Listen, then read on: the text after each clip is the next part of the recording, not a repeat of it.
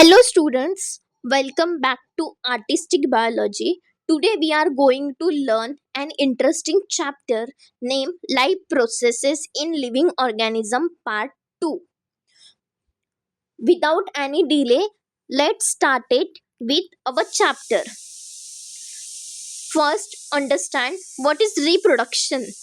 Every living organism on earth produces new organism of its kind. This process is called reproduction.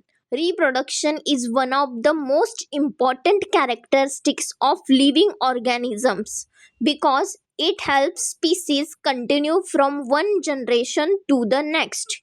It also plays an important role in evolution.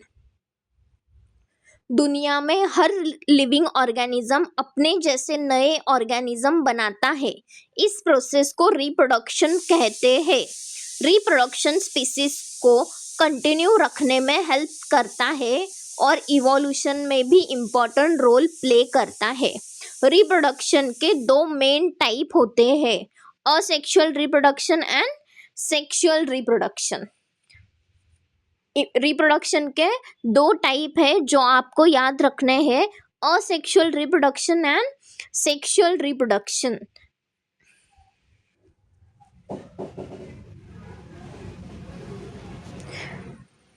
तो अब यहाँ पे एक हम map समझ लेते हैं, हम आज के वीडियो में क्या क्या देखने वाले हैं. सबसे पहले तो असेक्सुअल रिप्रोडक्शन के बारे में पढ़ेंगे, फिर ये असेक्सुअल रिप्रोडक्शन यूनिसेल्युलर में कैसे होता है और मल्टी सेलुलर ऑर्गेनिजम्स में कैसे होता है वो देखेंगे. अब यूनिसेलुलर ऑर्गेनिजम्स मीन्स ऐसे ऑर्गेनिज्म जो सिंगल सेल्स से बने हैं, और मल्टी सेलुलर ऑर्गेनिजम्स मीन्स ऐसे ऑर्गेनिजम्स जो मल्टीपल सेल्स से बने हैं. अब देखो यहाँ पे यूनिसेलुलर ऑर्गेनिजम्स जो है उनका असेक्सुअल रिप्रोडक्शन 3 टाइप से हो सकता है. पहला टाइप है बाइनरी फ्यूजन. पहला टाइप क्या है? Binary fusion. दूसरा टाइप है मल्टीपल फ्यूजन. दूसरा टाइप है मल्टीपल फ्यूजन. तीसरा टाइप है बर्डिंग. तीसरा टाइप क्या है? बर्डिंग. तो ये जो तीनों है, बाइनरी फ्यूजन, मल्टीपल फ्यूजन और बर्डिंग, ये सारे तीनों टाइप्स कौन से ऑर्गेनिज्म में होते हैं? यूनिसेलुलर ऑर्गेनिजम्स में होते हैं. अब देखते हैं असेक्सुअल रिप्रोडक्शन इन multi cellular organisms. Multi cellular organism में असेक्सुअल रिप्रोडक्शन कैसे होता है वो अब देखेंगे.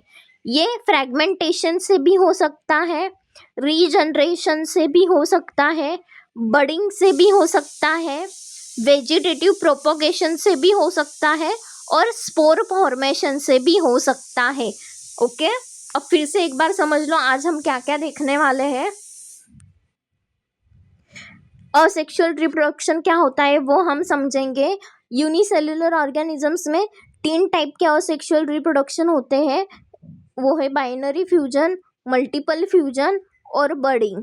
अब अगर मल्टी सेलुलर ऑर्गेनिजम्स है तो उनमें 5 टाइप के रिप्रोडक्शन हो सकते हैं, जैसे कि fragmentation, regeneration, budding, vegetative production and spore formation. Okay, अब हम चालू करते हैं, एक एक करके हम ये सबको देखने वाले हैं, कवर करने वाले हैं.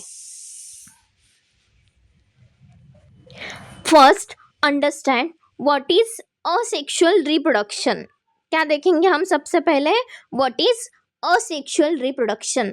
Asexual reproduction is the process in which a new organism is formed from a single parent without the involvement of male and female gamete.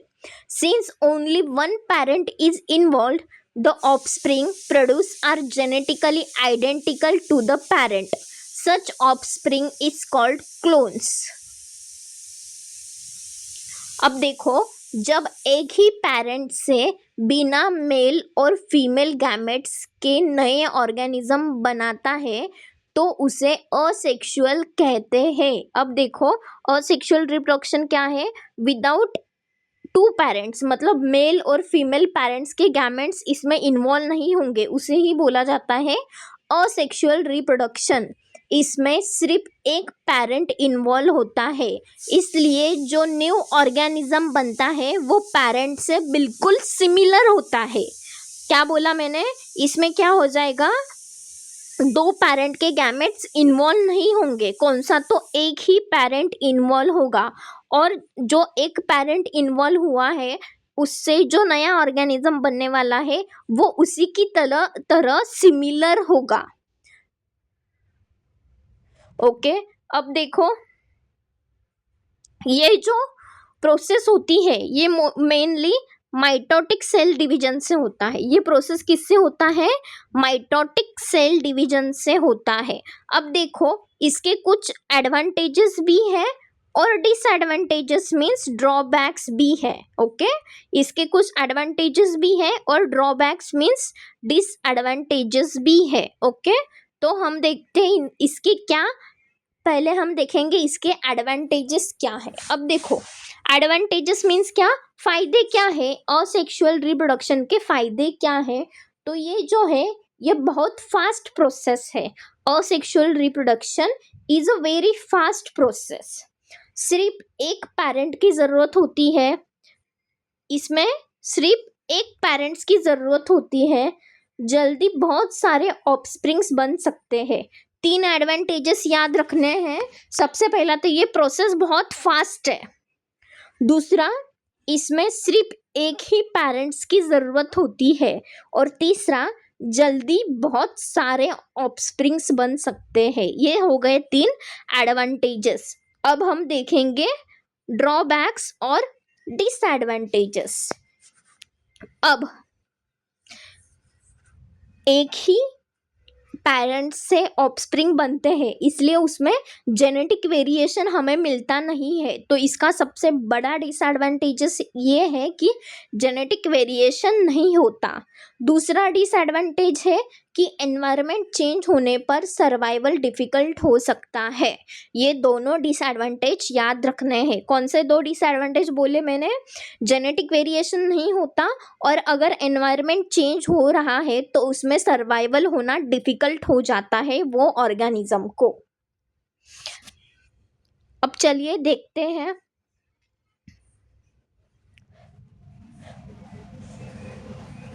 Asexual reproduction in unicellular organism. ये जो यूनिसेल्युलर ऑर्गेनिज्म है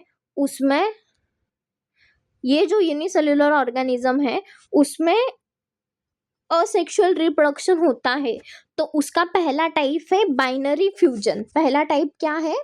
binary fusion. तो अब देखो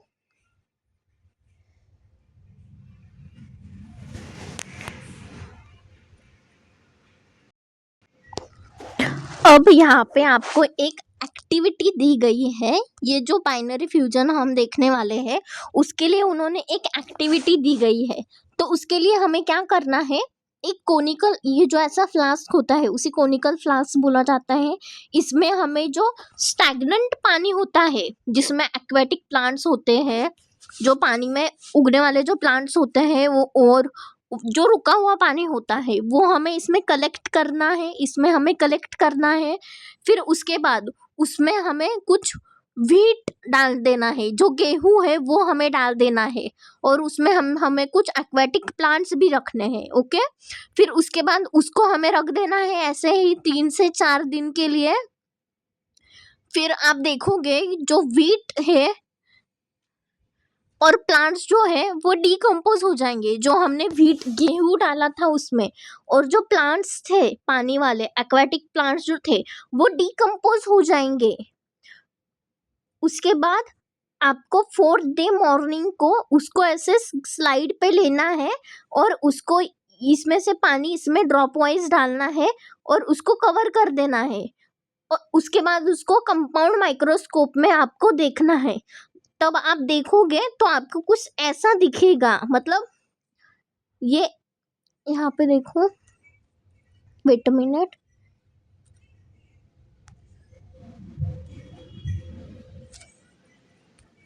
ये देखो यहाँ पे ये कुछ ऐसा और ऐसा स्ट्रक्चर यहाँ पे जो दिखाया गया है ऐसे देखने के लिए मिलेगा। मतलब ये यहाँ से सेपरेट हो रहा है, ये यहाँ से सेपरेट हो रहा है। ये देखो कुछ ऐसा स्ट्रक्चर मिलेगा देखने के लिए, मतलब ये जो है ये अलग सेल हो जाएगा और ये अलग सेल डिवाइड हो जाएगा। इसी को बोला जाता है बाइनरी फ्यूजन। इसी को क्या बोला जाता है? Binary fusion. अब देखो यहाँ पे ये डायग्राम दिख रही है, ये पेरेंट सेल है। अब इसके न्यूक्लियस डिवाइड हो जाएंगे, जैसे मैंने अभी ड्रॉ किया था, ये यहाँ से एक सेल और यहाँ से ये सेल ऐसा डिवाइड हो जाएगा। उसके अंदर का साइटोप्लाज्म भी डिवाइड हो जाएगा और उसके बाद 2 डॉटर सेल्स बनेंगे और ऐसे करके इनका डिवीजन हो जाएगा। इसी को बोला जाता है बाइनरी फ्यूजन। ओके, अब हमने ये जो एक्टिविटी में देखा था कि हमने पानी लिया था जो स्टैग्नेंट था, जिसमें एक्वेटिक प्लांट्स थे, फिर गेहूं डाला और उसको 4 दिन बाद रखने पर हमने मॉर्निंग पे देखा, तो वो जो हमें ऑर्गेनिजम्स दिखे वो थे पैरामेशिया। वो ऑर्गेनिजम्स कौन थे? पैरामेशिया, जो बाइनरी फ्यूजन परफॉर्म कर रहे थे। ओके, अब देखो, अब समझते हैं बाइनरी फ्यूजन क्या होता है। ठीक है, binary means two. Binary means two. Binary का मीनिंग क्या है? 2। In binary fusion one parent cell divides into 2 identical daughter cells. The nucleus divides first and then cytoplasm divides. Binary fusion का मतलब क्या है हम देखने वाले हैं। हमने क्या देखा? बाइनरी का मतलब क्या होता है? Binary means 2। बाइनरी फ्यूजन में एक पेरेंट सेल डिवाइड होकर 2 डॉटर सेल बनाता है। बाइनरी फ्यूजन में क्या होता है? ये एक पेरेंट सेल है, ये डिवाइड हो गया और क्या बनाया है? ये 2 डॉटर सेल्स बनाए हैं। सबसे पहले क्या डिवाइड हुआ? न्यूक्लियस डिवाइड हुआ। ये देखो, ये अंदर का ये जो है ये न्यूक्लियस है वो डिवाइड हुआ और उसके बाद क्या डिवाइड हुआ? साइटोप्लाज्म डिवाइड हुआ और उसके बाद 2 डॉटर सेल्स बने। ये होता है बाइनरी फ्यूजन। अब इसका एग्जांपल्स देखेंगे कि कौन किसमें ऐसे कौन कौन से ऑर्गेनिजम्स है जिसमें ये बाइनरी फ्यूजन होता है। तो उसका एग्जांपल है अमीबा, पैरामेशियम, यूग्लेना और बैक्टीरिया। इन सब में बाइनरी फ्यूजन होता है।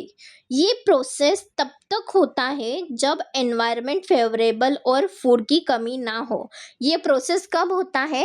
जब उनके लिए जो एनवायरनमेंट है वो अच्छा हो जाए और जो कंडीशंस है एनवायरनमेंट की वो फेवरेबल हो जाए और उन्हें खाने के लिए अच्छे से अबंडेंट अमाउंट में मटेरियल मिलता है, तभी ये बाइनरी फ्यूजन होता है। ओके, तो ये था बाइनरी फ्यूजन के बारे में। क्या देखा हमने बाइनरी फ्यूजन में? देखो, बाइनरी फ्यूजन का मतलब क्या है? Binary means 2। बाइनरी मीन्स क्या? 2। तो एक जो पेरेंट सेल जो होता है उससे 2 डॉटर सेल्स बनते हैं, उसे ही बोला जाता है binary fission.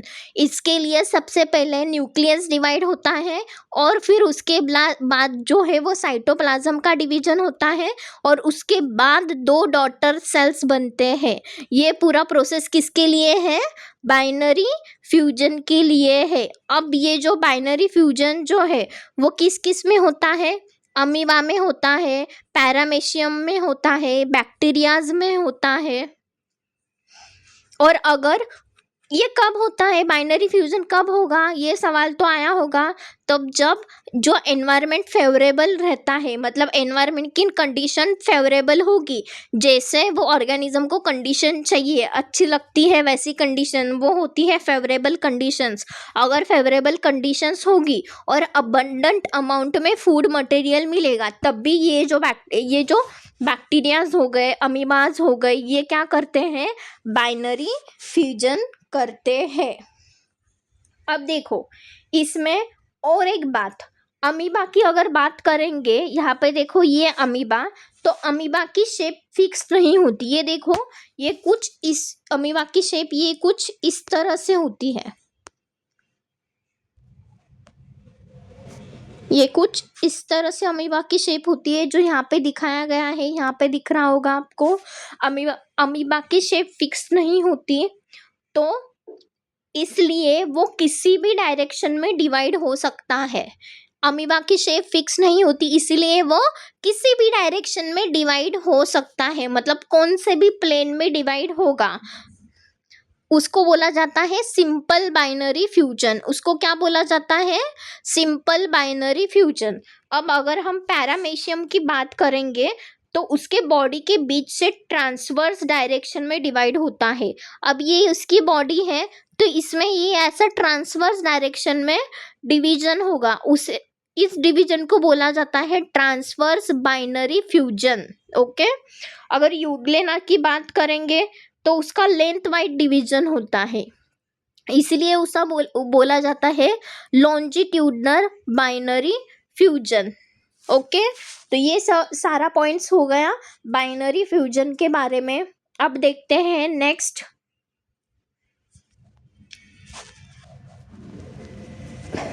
Multiple fusion. Next क्या है? Multiple fusion.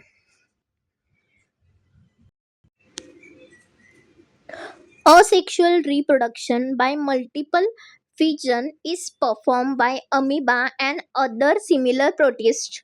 Amoeba stops the formation of pseudopodia and thereby movements whenever there is lack of food of any other type of adverse condition.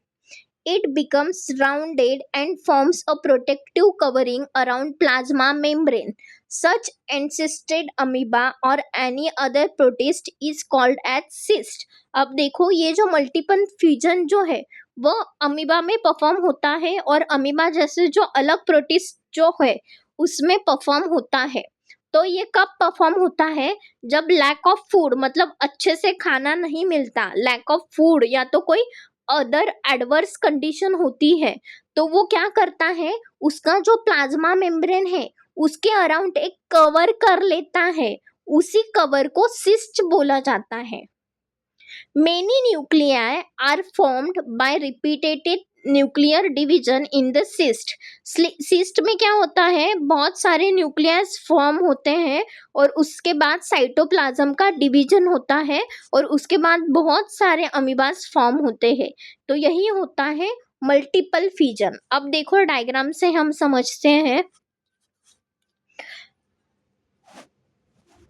Process of multiple fusion in amoeba. Amoeba में कैसे ये multiple fusion की process होती है वो हम देखेंगे। जब फूड की कमी हो या कंडीशन अनफेवरेबल हो जाए तब अमीबा अपने अराउंड एक प्रोटेक्टिव कवरिंग बना लेता है, उसे सिस्ट कहा जाता है। जब क्या होता है, अमीबा को अच्छे फेवरेबल कंडीशन का एनवायरनमेंट नहीं मिलता या तो फूड की कमी होती है, तो ये अमीबा क्या करता है कि उसका जो सूडोपोडिया है वो, ये सेकंड डायग्राम में देखना, ये अमीबा क्या करता है कि अपने अराउंड क्या करता है, एक सिस्ट बना लेता है, एक प्रोटेक्टिव कवरिंग बना लेता है, उसे ही बोला जाता है सिस्ट। ये कवरिंग को क्या बोला जाता है? सिस्ट। सिस्ट के अंदर न्यूक्लियस का बार डिवीजन होता है, कई बार डिवीजन होता है। ये जो सिस्ट बन गया है इसमें अब देखो यहाँ पे ये एक न्यूक्लियस था, सिस्ट बनने के बाद इसमें बहुत बार न्यूक्लियस का डिवीजन होता है और उससे बहुत सारे न्यूक्लियाई बनते हैं। उसके बाद जो साइटोप्लाज्म होता है उसका डिवीजन होता है और इसी तरह से बहुत सारे छोटे छोटे अमीबा बन जाते हैं। The amoebas remains inside the cyst till adverse condition continue. जब तक adverse condition चल रही है तब तक क्या होता है, ये अमीबा cyst में रहते हैं। When favorable conditions return, the cyst breaks open and many amoebas are released. जब भी ये जो कंडीशन है वो फेवरेबल हो जाती है, जो अमीबा को यूजफुल कंडीशंस है उसके फेवर में कंडीशन है, ऐसी अगर हो गई तो उस टाइम पे क्या करता है, ये अमीबा क्या करता है, ये सिस्ट को ब्रेक करता है और ओपन होके वो एनवायरनमेंट में रिलीज हो जाता है। ये प्रोसेस को फिर से एक बार देखो, ये अमीबा है, नॉर्मल अमीबा, जो ये शेप दिख रहा है ये उसका सूडोपोडियम कहा जाता है। अब इसको एडवर्स कंडीशन मिलेगी या तो लैक ऑफ फूड मिलेगा, उस टाइम पे ये एक बाहर एक प्रोटेक्टिव लेयरिंग बना लेगा, वही लेयरिंग को बोला जाता है सिस्ट। उसके बाद उसमें यहाँ पे एक न्यूक्लियस दिख रहा है, उसके बाद इसका न्यूक्लियस का डिवीजन होगा, साइटोप्लाज्म का डिवीजन होगा। ये सिस्ट जो है वो मैच्योर हो जाएंगे और जब उसे फेवरेबल कंडीशन मिलेगा तब ये अमीबास एनवायरनमेंट में रिलीज हो जाएंगे। तो इसी प्रोसेस को बोला जाता है मल्टीपल फिजन, क्योंकि इसमें से ये बहुत सारे अमीबास निकलते हैं तो इसलिए ये प्रोसेस को बोला जाता है मल्टीपल फिजन। ओके, अब यहाँ पे multiple fission helps organism to survive during unfavourable conditions and increase their number when condition become favourable. ये जो मल्टीपल फिजन, ये जो प्रोसेस है, ये कब यूज होती है? जब ऑर्गेनिज्म सर्वाइव करने के लिए अनफेवरेबल कंडीशंस होता है तो उस टाइम पे क्या करता है, ये मल्टीपल फिजन की टेक्निक यूज करके क्या करता है, अपने नंबर्स बढ़ाता है। ये हो गया मल्टीपल फिजन के बारे में। अब देखेंगे थर्ड, बडिंग।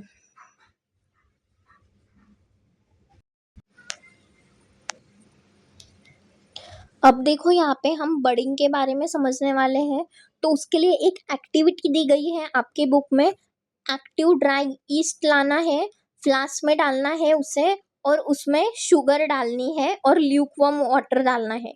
उसके बाद उसको 1 आवर के लिए रख देना है और उसके बाद उसको स्लाइड में डाल के माइक्रोस्कोप अंडर देखना है। तो आपको दिखने के लिए मिलेगा कि बडिंग परफॉर्म हो रही है, ईस्ट में बडिंग प्रोसेस परफॉर्म हो रही है। मतलब क्या हो रहा है कि ईस्ट में असेक्सुअल रिप्रोडक्शन हो रहा है बडिंग के थ्रू। तो ये होता कैसा है वो हम देखेंगे। अब देखो स्टेप्स देखो, ये पेरेंट ईस्ट सेल है। ये क्या है? पेरेंट ईस्ट सेल है, a single yeast cell with a single nucleus. ये पेरेंट का ईस्ट सेल है, सिंगल सेल है, सिंगल न्यूक्लियस है। अब nucleus divides by mitosis to form 2 daughter nuclei. उसके बाद क्या हो जाएगा? माइटोसिस हो जाएगा और 2 डॉटर न्यूक्लियस बनेंगे। यहाँ पे देखो न्यूक्लियस एक ही था, यहाँ पे न्यूक्लियाई 2 बने हैं। उसके बाद थर्ड प्रोसेस देखो, bud formation. A small bud appears on the surface of the parent cell. ये जो पेरेंट सेल है उसमें देखो ये जो स्ट्रक्चर दिख रहा है आपको, ये वाला स्ट्रक्चर, ये वाला स्ट्रक्चर को क्या बोला जाता है? बर्ड। तो ये जो सरफेस है पेरेंट सेल का, उसके सरफेस पे ऐसा ये एक बर्ड आ जाता है। उसके बाद 4th स्टेप है, न्यूक्लियस एंटर्स द बर्ड। अब ये जो बर्ड आया है इसके अंदर क्या हो जाएगा? न्यूक्लियस, एक न्यूक्लियस इसमें चला जाएगा और दूसरा न्यूक्लियस इधर ही रहेगा। उसके बाद बर्ड जो है उसकी ग्रोथ होगी और ये जो बर्ड है वो अपना जो पेरेंट सेल है उससे सेपरेट हो जाएगा। और ये जो सेपरेट हुआ जो ईस्ट का सेल है उसे डॉटर सेल बोला जाता है। ओके, फिर से एक बार समझते हैं। ये ईस्ट का सेल है, पेरेंट सेल, ईस्ट का पेरेंट सेल है। इसमें माइटोटिक डिवीजन हुआ, मतलब एक न्यूक्लियस था उससे 2 न्यूक्लियस बने। उसके बाद यहाँ पे ऐसा बर्ड निकला, वो बर्ड में क्या हुआ, जो न्यूक्लियस था वो एंटर हो गया। उसके बाद बर्ड की ग्रोथ हो गई और बर्ड सेपरेट हो गया, और ये सेपरेट हुआ बर्ड है उसे बोला जाता है डॉटर ईस्ट सेल। ये सारी प्रोसेस हम किस में देख रहे हैं? ईस्ट में देख रहे हैं। ईस्ट में जो बडिंग होता है उसके बारे में हम देख रहे हैं। ओके, अब देखो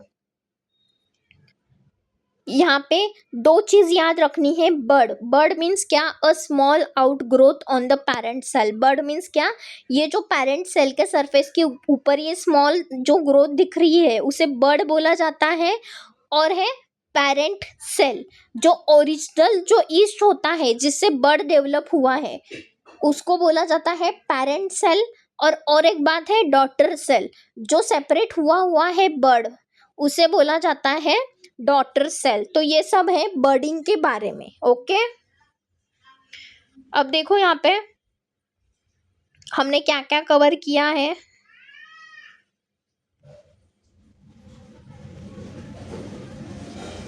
देखो, यूनिसेल्युलर ऑर्गेनिजम्स हमने देखे, बाइनरी फ्यूजन देखा कैसे होता है, ये अमीबा, पैरामेशियम, बैक्टीरियाज में होता है। फिर हमने देखा मल्टीपल फ्यूजन क्या होता है, जब अमीबा को फेवरेबल कंडीशंस नहीं मिलती और फूड अच्छे से नहीं प्रोवाइड होता, तो उस टाइम पे अमीबा मल्टीपल फ्यूजन करता है। उसके बाद हमने देखा बर्डिंग के बारे में। ये बर्डिंग प्रोसेस किस में होती है, तो ईस्ट में होती है। तो ये तीनों हमने अब तक कवर किए। ये तीनों क्या था, जो यूनिसेल्युलर ऑर्गेनिज्म में असेक्सुअल रिप्रोडक्शन होता है, वो हमने 3 देखे। ओके, अब हम देखेंगे असेक्सुअल रिप्रोडक्शन इन मल्टीसेल्युलर ऑर्गेनिजम्स। मल्टीसेल्युलर ऑर्गेनिज्म में कैसे ये असेक्सुअल रिप्रोडक्शन होता है वो हम देखेंगे। ओके,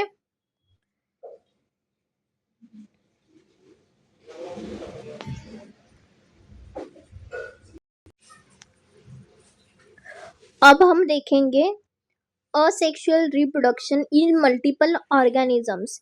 ये जो मल्टी सेल्युलर ऑर्गेनिजम्स जो है उसमें असेक्सुअल रिप्रोडक्शन कैसे होता है वो हम देखने वाले हैं। ओके, अब उसमें से पहला जो है वो है फ्रैगमेंटेशंस। क्या है fragmentation? In fragmentation the body of an organism breaks into many pieces called fragments. Each fragments grow into a complete new organism. Example is Spirogyra and Cycon. इसका मतलब फ्रैगमेंटेशन में ऑर्गेनिज्म का बॉडी कई टुकड़ों में टूट जाता है। फ्रैगमेंटेशन में क्या होता है, जो ऑर्गेनिज्म है उसकी बॉडी कई टुकड़ों में टूट जाती है, वो हर एक टुकड़ा नया ऑर्गेनिज्म बन सकता है, उसी को बोला जाता है फ्रैगमेंटेशन। अब ये कौन कौन से और जो ऑर्गेनिजम्स है उनमें हो सकता है, तो स्पाइरोगायरा और साइकन। अब देखो दोनों का, अब स्पाइरोगायरा जो है वो एल्गे है और साइकन जो है वो स्पॉन्ज है। ओके, अब देखते हैं स्पाइरोगायरा में फ्रैगमेंटेशन कैसे होता है। whenever there is plenty of water and nutrients is available to Spirogyra, its filaments grow up very fast and breaks up into many small fragments. Each fragment start to live independently as a new Spirogyra fiber. जब भी Spirogyra के पास अच्छे से plenty of water available होता है और nutrients available होते हैं, तो उस टाइम पे ये जो स्पाइरोगायरा के फिलामेंट्स है वो बहुत फास्ट ग्रो करते हैं, और वो ग्रो करने के बाद क्या होते हैं, बहुत सारे फ्रैगमेंट्स में टूट जाते हैं, ब्रेक होते हैं। और ये जो ब्रेक हुए हुए जो फ्रैगमेंट्स है वो ऐसा एक एक इंडिपेंडेंटली स्पाइरोगायरा फाइबर लिव करते हैं। तो यही प्रोसेस होती है स्पाइरोगायरा में फ्रैगमेंटेशन की। अब हम देखेंगे फ्रैगमेंटेशन साइकॉन में कैसे होता है, जो कि एक स्पॉन्ज है। If the body of Sycon breaks up accidentally into many fragments, each fragment develop into new cycon. अब ये जो स्पॉन्ज है अगर इसकी बॉडी एक्सीडेंटली अगर ब्रेक हो गई, तो ये जो ब्रेक हुई बॉडी है ये क्या हो जाएगी, एक बॉडी टूटी तो इससे पूरा एक स्पॉन्ज तैयार हो जाएगा। ऐसे जो जितने भी टुकड़े हैं वो सारे टुकड़ों से पूरा एक एक स्पॉन्ज तैयार हो जाएगा। ये था फ्रैगमेंटेशन इन साइकन। ओके, तो फ्रैगमेंटेशन क्या होता है, इन शॉर्ट जब भी जो पेरेंट ऑर्गेनिज्म है वो फ्रैगमेंट्स में ब्रेक होता है और वो फ्रैगमेंट्स क्या होता है, न्यूली इंडिपेंडेंट ऑर्गेनिज्म की तरह लिव करने लगता है, उसी प्रोसेस को बोला जाता है fragmentation. Moving to the next process, regeneration. Next is regeneration. Next is regeneration. Regeneration is a type of asexual reproduction in which a living organism can regrow the lost और damage part of its body. Regeneration का मतलब है खोए हुए parts को दोबारा बनाना। You may know that the wall lizard breaks up and discards some part of its tail in emergency. Discarded part is regenerated after a period. This is an example of limited regeneration. जैसे lizard अपनी tell जो wall lizard जो होती है वो क्या करती है, अगर कुछ इमरजेंसी दिखी तो वो क्या करती है, अपनी टेल्स का कुछ पार्ट जो है वो डिस्कार्ड कर देती है इमरजेंसी में, और ये जो टेल है वो फिर से कुछ टाइम बाद रीजनरेट हो जाती है। इसे ही बोला जाता है रीजनरेशन। ये जो है लिजार्ड वाला केस, उसे बोला जाता है लिमिटेड रीजनरेशन। क्या बोला जाता है? Limited regeneration. क्या करती है लिजार्ड, क्या करती है, अगर कुछ भी इमरजेंसी रहा तो उसका जो टेल का थोड़ा पार्ट होता है वो क्या करती है, वो ब्रेक कर देती है, और वो जो टेल वाला पार्ट है वो फिर से वो रीजनरेट हो जाता है। यही क्या है, एग्जाम्पल है रीजनरेशन का, और ये इस टाइप के रीजनरेशन को बोला जाता है लिमिटेड रीजनरेशन। अब देखते हैं दूसरा example. However, under certain situations, an animal planaria breaks up its body into two parts, and thereafter each part regenerate remaining part of the body, and this two new planaria are formed. This is called as regeneration. अब देखो, जो हमने lizard वाला case देखा था वो कैसा था, लिमिटेड रीजनरेशन था। कैसा था ये? लिमिटेड रीजनरेशन था लिजार्ड वाला केस। पर अभी हम रीजनरेशन देखेंगे। ये जो अब देखो यहाँ पे ये नॉर्मल प्लानेरिया है। अब वो क्या करेगा, अगर कुछ सिचुएशन आई तो वो अपनी बॉडी किस में ब्रेक करेगा, दो में ब्रेक कर देगा। अब देखो यहाँ पे ये एक बॉडी है और ये वाली एक बॉडी है, ऐसे दो बॉडी है। कुछ टाइम बाद ये प्लानेरिया क्या करेगा, ये जो बॉडी है इससे ये प्लानेरिया बना और ये बॉडी से ये प्लानेरिया बना। ऐसे दो अलग अलग टाइप के प्लानेरियाज बनेंगे। ये एक प्लानेरिया और ये दूसरा प्लानेरिया। तो ये एग्जाम्पल है रीजनरेशन का। ओके, रीजनरेशन मतलब क्या देखा हमने? रीजनरेशन का मतलब है खोए हुए बॉडी पार्ट्स को दोबारा बनाना। अब ये दो टाइप के हैं, लिमिटेड रीजनरेशन है और रीजनरेशन है। जो लिमिटेड रीजनरेशन है वो हमें लिजार्ड वाले केस में देखने में मिलता है। लिजार्ड क्या करती है, अपना टेल का कुछ पार्ट ब्रेक कर देती है इमरजेंसी के टाइम पे, और वो जो बाद में वो फिर से रीजनरेट हो जाता है। इसका नाम है लिमिटेड रीजनरेशन। रीजनरेशन का हमने एग्जांपल देखा प्लानेरिया, ये नॉर्मल एनिमल है प्लानेरिया का। कुछ सिचुएशन में ये क्या करता है, बॉडी को ऐसे ब्रेक कर देता है दो पार्ट्स में, और ये दो पार्ट से फिर से दो पूरे प्लानेरिया बनते हैं। ये एग्जांपल है रीजनरेशन का। ओके, अब देखो ये जो लिमिटेड रीजनरेशन है, इसका नाम लिमिटेड रीजनरेशन क्यों है? क्योंकि ये रीजनरेशन सिर्फ उसके टेल तक ही लिमिटेड है। पर ये जो प्लानेरिया का एग्जांपल है इसमें कंप्लीट होल बॉडी पूरी कंप्लीट रीजनरेट होती है, इसके लिए इसे बोला जाता है complete regeneration. Okay, moving to the next.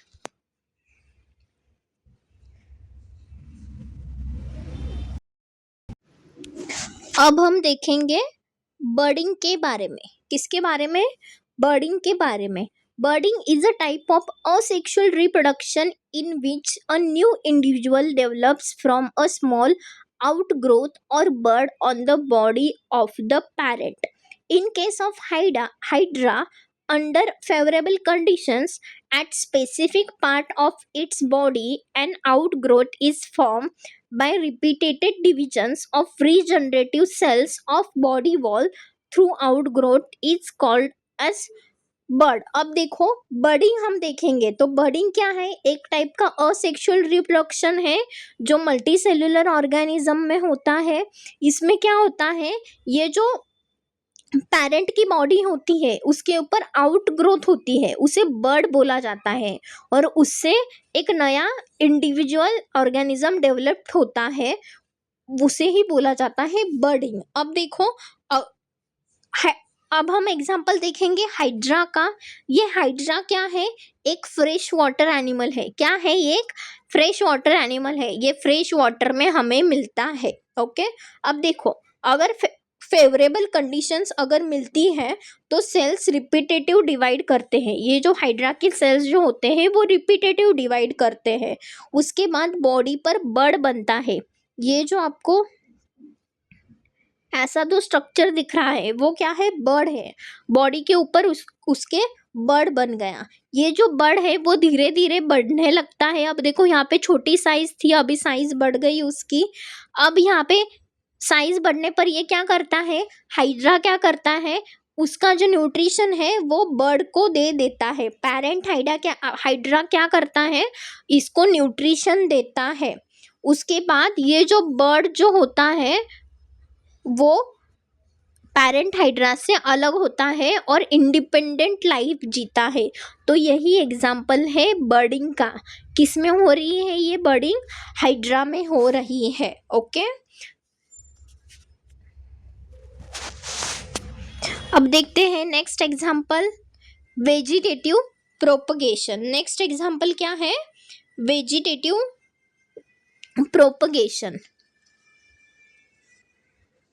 Reproduction in plants with the help of vegetative parts like root, stem, leaf and bud is called as vegetative reproduction। क्या बोला है, ये जो प्लांट्स में रिप्रोडक्शन होता है वेजिटेटिव पार्ट्स की help से। ये जो वेजिटेटिव पार्ट्स होते हैं जैसे कि रूट, स्टेम, लीफ, बड, इसकी हेल्प से प्लांट्स में रिप्रोडक्शन होता है, उसे ही बोला जाता है vegetative reproduction. Okay, vegetative propagation in potatoes is perform with the help of eyes present on tuber. अब देखो अगर हम पोटैटो का एग्जाम्पल देखेंगे, ओके, अगर हम पोटैटो का एग्जाम्पल देखेंगे तो पोटैटो के ऊपर देखो ये छोटे छोटा ऐसा कुछ दिखता है, अगर आपके घर में होगा तो आपने देखा होगा। तो इसी को क्या बोला जाता है, आइज और ट्यूबर। क्या बोला जाता है, पोटैटो की आइज और ट्यूबर। तो इसी को क्या करते हैं, पीस में कट करते हैं और उसको ऐसे सॉइल में लगा देते हैं और उसके बाद पूरा नया प्लांट फॉर्म होता है। ओके, अब अगर हम देखेंगे ब्रायोफाइलम को, तो ब्रायोफाइलम में क्या होता है, ऐसा लीफ होता है ब्रायोफाइलम का जिसके जो मार्जिन होती है वहां से बर्ड्स आती है। अब ये जो बर्ड्स है, ये साइड की जो बर्ड्स आपको दिख रही है ये क्या होती है, मॉइस्ट सॉइल जो होती है, जो मॉइस्ट सॉइल होती है उसमें ये गिरती है और उसके बाद वो बर्ड से पूरा प्लांट डेवलप होता है और वो इंडिपेंडेंटली ग्रोथ करने लगता है। तो ब्रायोफाइलम में कैसे होता है, वेजिटेटिव रिप्रोडक्शन बर्ड्स से होता है, जो लीफ के मार्जिन के ऊपर जो बर्ड्स होती हैं उससे वेजिटेटिव रिप्रोडक्शन होता है। अगर हम एग्जांपल लेंगे शुगर केन और ग्रास का, शुगर केन यानी गन्ना, ओके, शुगर केन और ग्रास का अगर एग्जांपल लेंगे तो उसमें क्या होता है, उसके जो स्टेम में जो होते हैं वो नोड्स होते हैं विद बर्ड्स। ये देखो ये जो कॉलम दिख रहे हैं वो नोड्स होते हैं और उसके आजू बाजू में थोड़े थोड़े बर्ड्स आते हैं, तो उसी को कट करके ज़मीन में लगाते हैं और उससे न्यू प्लांट बनता है। तो ये एग्जांपल है वेजिटेटिव रिप्रोडक्शन का। वेजिटेटिव रिप्रोडक्शन किस में होता है, प्लांट्स में होता है। किसके हेल्प से, वेजिटेटिव पार्ट्स की हेल्प से पूरा प्लांट्स में रिप्रोडक्शन होता है, उसे बोला जाता है वेजिटेटिव प्रोपगेशन।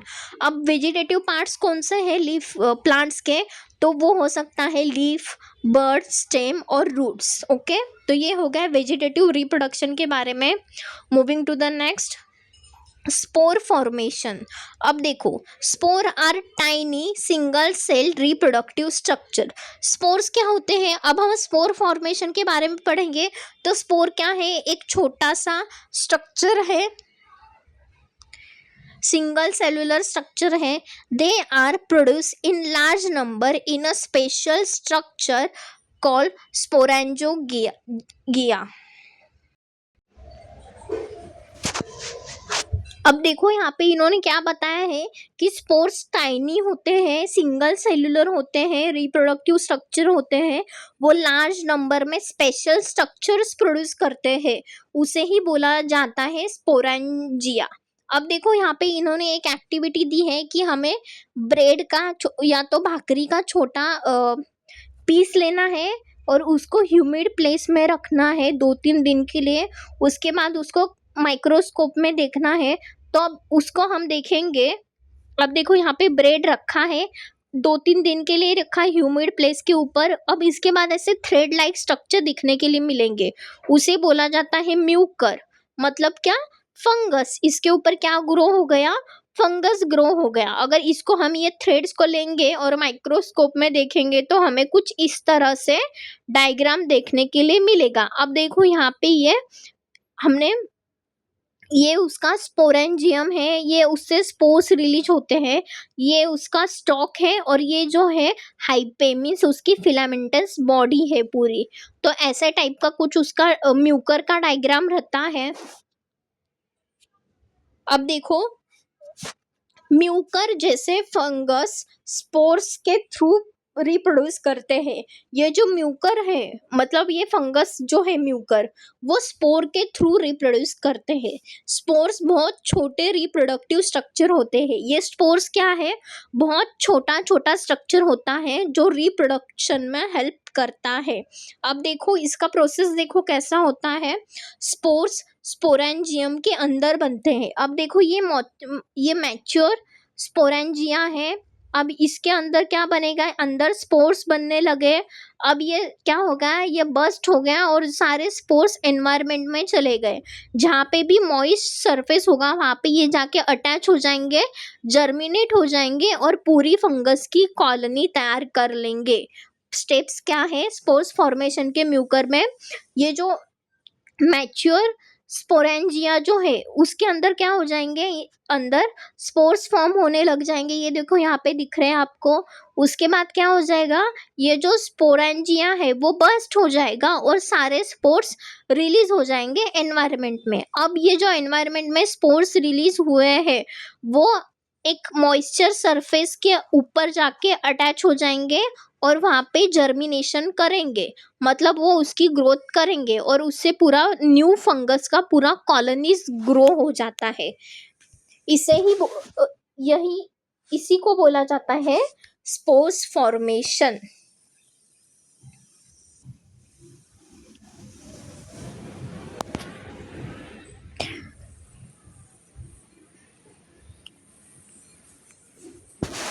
तो यहाँ पे एक क्विक रिव्यू कर लेते हैं, हम रिवीजन कर लेते हैं। हमने असेक्सुअल रिप्रोडक्शन के बारे में पढ़ा। असेक्सुअल रिप्रोडक्शन क्या है? ये स्लाइड निकाल के रख देती हूँ। हाँ, हमने असेक्सुअल रिप्रोडक्शन के बारे में पढ़ा। असेक्सुअल रिप्रोडक्शन क्या होता है? One parent, no gametes, fast process and offspring similar to parents. ये क्या है? असेक्सुअल रिप्रोडक्शन क्या है? इसमें एक पेरेंट इन्वॉल्व होता है, गैमेट्स की जरूरत नहीं होती, ये फास्ट प्रोसेस है और जो ऑफस्प्रिंग्स बनेंगे वो कैसे होंगे? पेरेंट से सिमिलर होंगे। अब देखो इसमें बहुत सारे मेथड्स हैं जिससे असेक्सुअल रिप्रोडक्शन होता है। उसमें से देखो, अगर यूनिसेल्युलर ऑर्गेनिज्म में असेक्सुअल रिप्रोडक्शन हो रहा है तो वो 3 मेथड से हो सकता है, binary fission, multiple fission and budding. अगर मल्टीसेल्युलर ऑर्गेनिज्म में ये फ्यूजन हो रहा है तो 5 मेथड से हो सकता है। मल्टीसेल्युलर ऑर्गेनिज्म में अगर असेक्सुअल रिप्रोडक्शन हो रहा है तो वो 5 मेथड से हो सकता है, fragmentation, regeneration, budding, vegetative propagation and spore formation. Okay, तो आज के वीडियो में बस इतना ही। Thank you for watching. Keep learning and keep exploring the amazing world of science. अगर वीडियो अच्छा लगा हो तो लाइक ज़रूर कर देना, अपने फ्रेंड्स के साथ शेयर कर दो और जो बेल वाला आइकन दिख रहा है उसको क्लिक कर देना, ताकि जब भी नया वीडियो अपलोड होगा तो आपके पास उसका नोटिफिकेशन आ सके। Thank you for watching.